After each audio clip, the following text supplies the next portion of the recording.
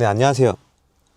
김누킹입니다. 지금 제가 타고 있는 2012년식 스파크, 이 스파크에는 S테크2라고 하는 엔진이 들어가 있습니다. 이게 원래는 대우 시절부터 써왔던 M테크라는 엔진을 개량하고 발전시켜가지고 S테크2까지 그리고 3까지 있는 걸로 알고 있습니다. 이 차에 쓰인 S테크2 같은 경우는 원래 이 차용으로 만들어진 엔진은 아닙니다.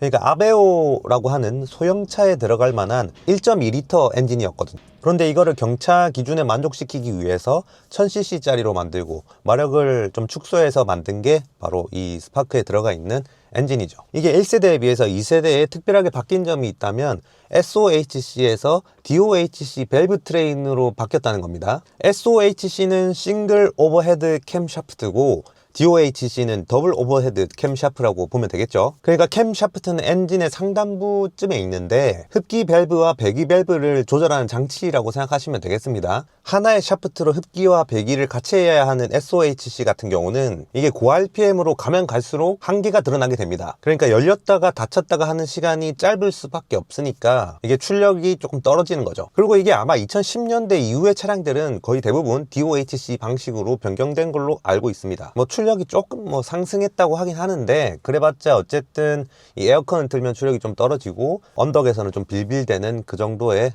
낮은 출력의 엔진입니다. 그런데 이 엔진에 약간 특이한 점이 있다면 이 최대 토크가 나오는 RPM 구간이 4800rpm이거든요. 이 같은 연식의 모닝을 보면 3500 수준이에요. 그러니까 조금 웃기긴 하지만 이 스파크는 고RPM 세팅 차량이라고 볼 수 있겠습니다. 그러므로 스포츠 주행에 약간 최적화된 세팅을 가지고 있다 라고 웃기지만 얘기를 할 수도 있습니다. 그렇다면 제가 당근마켓에서 190만원 정도에 산 이 중고 스파크 2012년식을 타고 스포츠 주행을 한번 해보도록 하겠습니다. 특히 이런 경차 같은 경우는 RPM을 굉장히 넉넉하게 써줄 필요가 있습니다. 왜냐면은 차가 안 나가기 때문이겠죠. 특히 제원상의 4800rpm이 최대 토크 구간이기 때문에 그거를 거의 즐기면서 한 4000rpm 정도 써주면 차가 굉장히 잘 나간다고 느낍니다.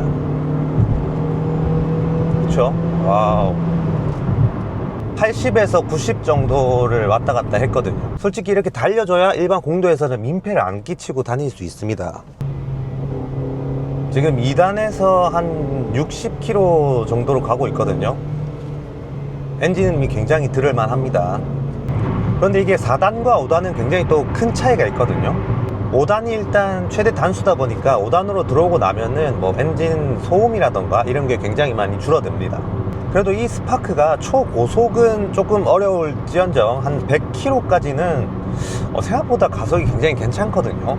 특히 고RPM을 쓰면서 실제적으로 운행할 때는 진짜 스포츠카를 타서 운행을 하는 듯한 느낌을 간접적으로나마 받을 수는 있습니다. 물론 바깥에서 볼 때는 굉장히 짜친 차가 그냥 일반적으로 가는 속도겠지만요. 근데 공도에서 이런 경험을 하기가 쉽지가 않거든요. 이걸 왜 자꾸 재밌다고 하냐면 내가 요즘에는 소나타 아반떼만 타더라도 그냥 노멀 모드에서 악셀 반만 밟아도 바로 120km, 130km 가버리거든요. 그런 차를 타고서는 당연히 이런 공도에서는 스포츠 주행 같은 걸 하면 굉장히 위험합니다. 또 주변에서 봤을 때 굉장히 양카처럼 보이기도 하겠죠. 그런데 이 차는 내가 5000rpm을 찍으면서 풀악셀을 밟아도 주변에서 봤을 때는 그냥 가네 이런 느낌이라서 그게 진짜 좋은 것 같아요. 그게 진짜 재밌습니다. 그래서 우리 같은 일반인이 트랙 같은 거를 들어갈 일은 웬만하면 없잖아요. 또 이제 트랙용 차가 없다 보니까 그런 비용을 감당할 수가 없는 부분도 굉장히 크니까 내가 가고 싶어도 트랙을 들어갈 수가 없는데 이런 70마력 경차를 타게 되면 공도에서도 풀악셀을 밟을 수 있는 그런 환경이 만들어진다는 겁니다.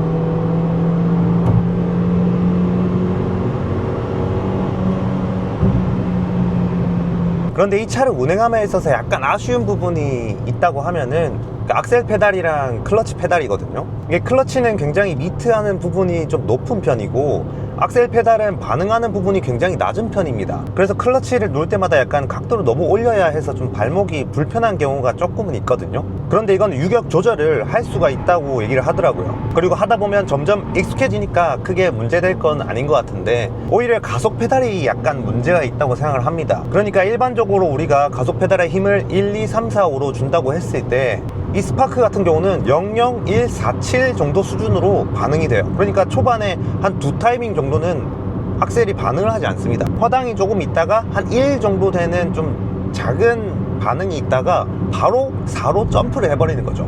그러니까 약간 급발진을 해버린다는 겁니다. 그래서 이게 물론 제가 초보라서 그런 것도 있겠지만 초반에 제가 시동을 굉장히 많이 꺼트린 이유가 됐었어요. 지금은 조금 익숙해져 가지고 출발할 때 엔진을 꺼트린 일은 뭐 거의 없긴 한데, 그래서 출발할 때 악셀을 넉넉하게 밟으면 타이어 슬립이 나버릴 정도로 급출발을 해버립니다. 물론 이 부분은 제가 수동 운전의 초보이기 때문에 그런 부분이 확실히 있는 것 같습니다. 그리고 혹시 수동 스파크를 구매하실 생각이 있으신 분들에게 좀 팁을 하나 드리자면, 이 연식을 조금 신경 쓸 필요가 있거든요.